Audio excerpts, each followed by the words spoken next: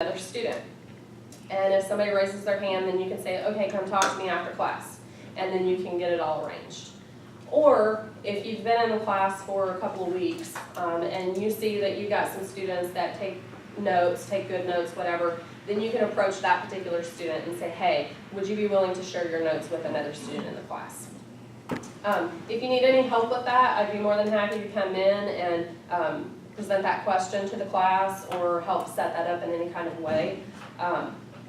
Also, sometimes my students want to be kept confidential, which doesn't happen real often, but sometimes it does, where they say, you know, I need copies of notes, but I don't want anybody to know that it's me that's getting those notes. And when that happens, then I try to use carbon note taker paper. So I have a whole box in my office. You're welcome to come and get some if you want. But we can use that, or if you have the notes and you just go make a copy of them and then get the notes to that student at some point. And then I can help with any of these accommodations too. So making copies of things or whatever, I'd be more than happy to help in any kind of way I can with that piece. With videos, so if you guys use closed caption videos, are there any of you in here that does that? Oh, a lot of you, okay. So it's super important because we have a lot of students that are hearing impaired and they don't always disclose. One, you know, a lot of the disability students are embarrassed. They've been picked on a lot when they were kids or, you know, growing up in high school, things like that. And so a lot of the times they don't want to disclose to anybody because they don't understand that at the college level we're adults and that kind of stuff doesn't happen here. So they're still worried about being shunned and made fun of and things. And so we have a lot of students, especially with hearing impairments, that will not meet with me to get registered with me.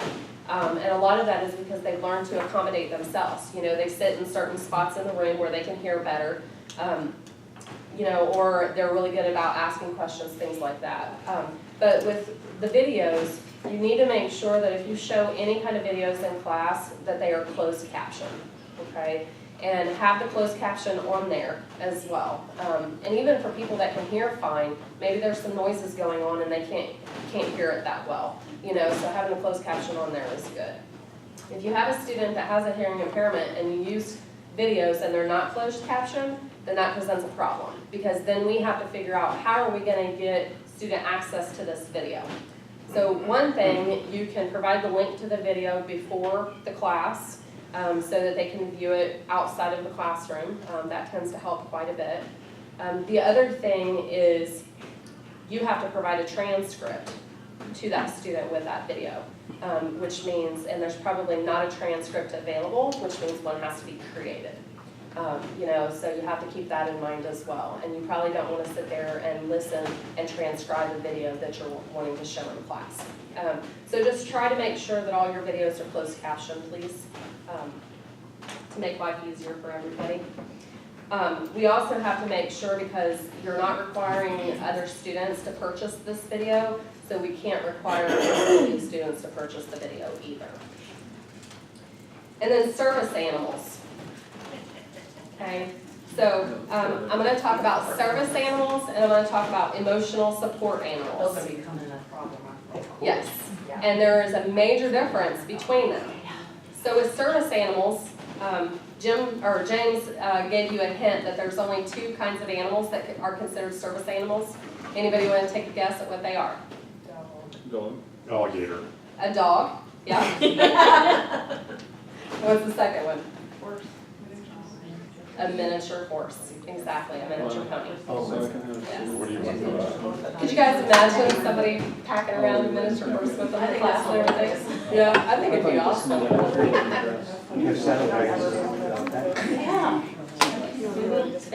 They do have them. Yeah. And I do have a paper here, if you guys are interested, that talks about service animals. So service animals are the, Quick question. What if you have a student who is training service? That's a good question. I had that happen. Yeah. And I allowed it because the animal was on me, which you know I've had other times when it was not so fun. But this particular one did okay until it decided that it was afraid of heights and wouldn't walk upstairs in the CLC. Did happen. She she I carried. didn't know that happened, She okay. started carrying it out of the classroom. But anyway, it presented a challenge because I'm used to having service animals in the classroom. But she didn't need a service animal, she was training a service animal. Right. Right, Oh, yeah. That's a good question. So that can be a little tricky, because, but I would say that if they're training the animal and it's obvious that they're training the animal, then we should allow it. So as long as there isn't an issue. Right. The animal isn't having an issue, then it's fine, as long as it's not being disruptive. Yes, and that's with any service animal. So, you know, we have the right, even though the law says that the service animal is just like the person that has to have the wheelchair to get around, they have to have the service animal to get around as well. So we can't prevent them from bringing that service animal here. But if the animal is disruptive, so if they're not housebroken, if they are not behaving themselves, if they're making a lot of noise, they're barking, they're disturbing people, then we do have the ability to tell them that they're not able to bring that service animal here. I would strongly encourage you that if you're having those kind of issues though, that you come and talk to me first before you just tell your student, hey, you can't bring your animal here anymore. Or do you have no student who's allergic to dogs? Yeah, I wondered about that. So Tricky, doesn't it? it gets super tricky, because that is not, we are not allowed to say that they cannot bring that animal here. I would have to accommodate the person that's allergic to the animal as well as allow the service animal in class. Yeah, so it would get really tricky. So if that situation arises, then make sure that you come and talk to me about that as well, because we'll have to figure out what to do. I had an instructor once, I don't know if he teaches for us anymore, but I had an instructor that's allergic to dogs. And so, yeah, so we had to figure out what to do with his class. But, yeah, so it can get interesting, really. With service animals, they do not have to be designated as a service animal. So in the past, you know, they would have that service animal vest or other identifying markers that said that they were a service animal. That is no longer required. So they just have to be on a leash and they have to be tethered at all times. So you know, they can't just be on the leash and be able to run around. The person has to have a hold of the leash all the time. Why don't they have to? Yes, they were. Yeah, I think that's opening the door for these support animals. It has, actually. Yeah, I don't know. The law changed and said that Plus it helps you know we how to pet them. we don't have to, we can't require them to be designated like that. So if I say my well-trained pet is a service animal, then Well, but they have to So- visit Janet and get these, right? No, if you have somebody that has a service animal, they do not have to get registered with me. Just like the person that has the wheelchair to get around, they don't have to get registered with me. It's obvious. Yeah, because it's obvious, exactly. And so, there, Obvious.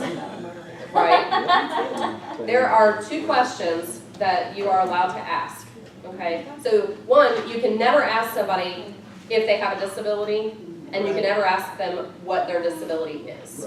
Okay, if they want to disclose that information to you, then that's perfectly fine, and once they open that door, then you can talk to them about things. But until they do, you are not allowed to ask them if they have a disability or what their disability is, okay? So if they have a dog, then there's two questions that you are allowed to ask. Is this dog or service animal required because of a disability? And what work or task has that service animal been trained to perform? Those are the only two questions that you can ask, okay? Now, with that, because the emotional support animals, so they might say, well, it provides me comfort. I just need to pet it.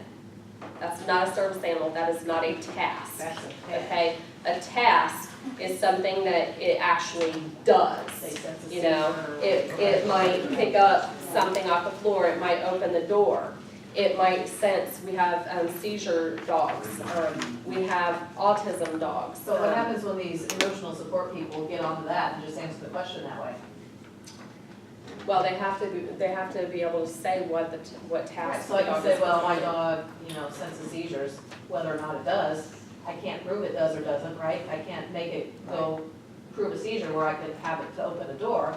So now we've just opened the door for all these emotional support animals to come in, because these guys are gonna get smart when we start saying they can't bring them Right. with a dog, and then they think, oh, I just have to define a task that it has to do.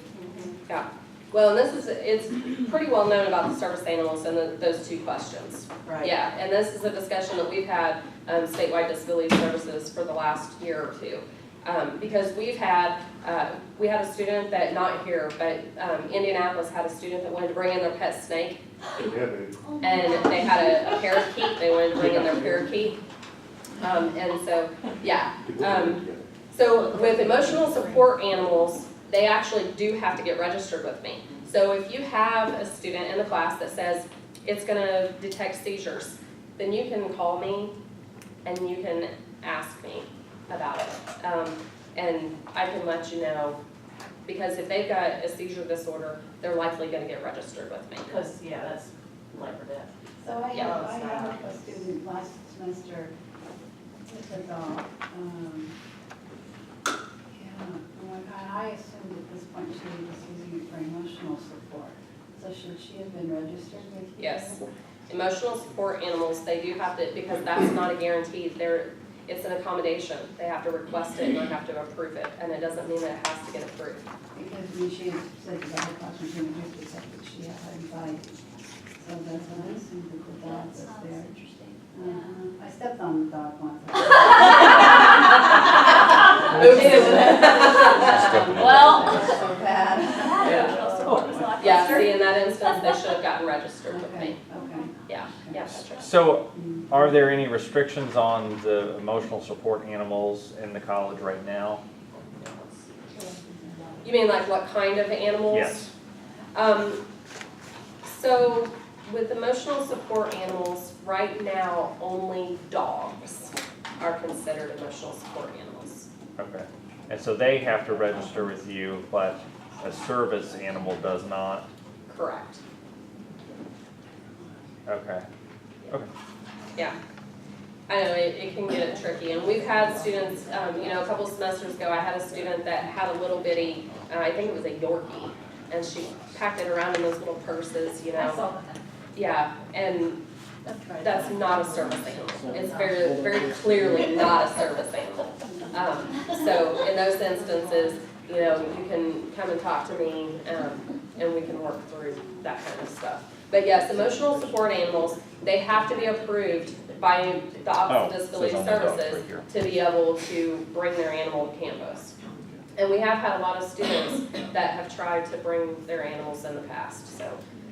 We did actually have, and James would want me to tell this story, so, and I don't think the instructor is here, but we had a couple of semesters ago, a student that brought their bulldog to class, and so the bulldog actually laid down and snored. So it was yeah, it was pretty loud because it snored a lot, so that was a very interesting thing, yes. Yeah, I just wanted to mention a couple of, just two different instances that I had not foreseen that happened. One was the emotional support. I had a student with an emotional support dog, and the dog became disruptive, but it was an indicator that the student was experiencing extremely high anxiety. And so it was really important to kind of get with you, to kind of like say, the dog's being disruptive, so it's not just about the dog being disruptive. And this happened in two different, one was an emotional support, which indicated that the student really wasn't ready to be in class because she had some trauma. But the other one was a service dog that actually has disruptive behavior intentionally when the student needed their diabetic medication. Oh. So I think it's real important to understand that if an animal is disruptive, they might actually be being disruptive intentionally because that's what they're trained to do when that change occurs and they do sense that there's a problem. And he always left, went and took his shot, and then came back because the dog let him know when he was supposed to do that, when he would forget. But in those moments, because I had mentioned disruption earlier, there's one kind of disruption, but the kinds of disruption sometimes that they present, we have to kind of look at why they're presenting it, not just that they're disruptive, but why. Snoring obviously would be one of them. But the one guy's dog, when he needed his medication, it didn't stop until he did something. So it would just keep going, and those kinds of disruptions actually are what they're trained to do. That's a difference between the disruption that they're trained to do versus the disruption that's happening that they're not trained to do. Yeah, it's a very good point. As we follow up to, what has your service animal been trained to perform? How are they trained to perform it? Can you ask that? Yes, As a follow-up? And I think that's a good, yes. And that's. Yes, because I asked what it was trained to do, and he did tell me what it was trained to do, but I didn't know that it was going to do that. Right, so then, So- how are they trained to do this? Yes. They're trained to do this. How are they trained to perform it? How are they going to do it? You know, how are they going to show you? So we can Yeah. ask that. Yeah. You can ask that. that's a good question, yeah. Yes, yeah, you just, you're not supposed to tell them, okay, make your dog show me the Right. task. No. You can't do that, but yes, you can ask them how the task will be. That's all I'm just. Yeah, yeah, that is a very good point, Candy, for that. So if it's a continuous disruption, you know, that's not related to the condition, then that's something that you would want to address and talk to the student or talk to me about. And then something else, because of this Accommodate program that we've got coming, we have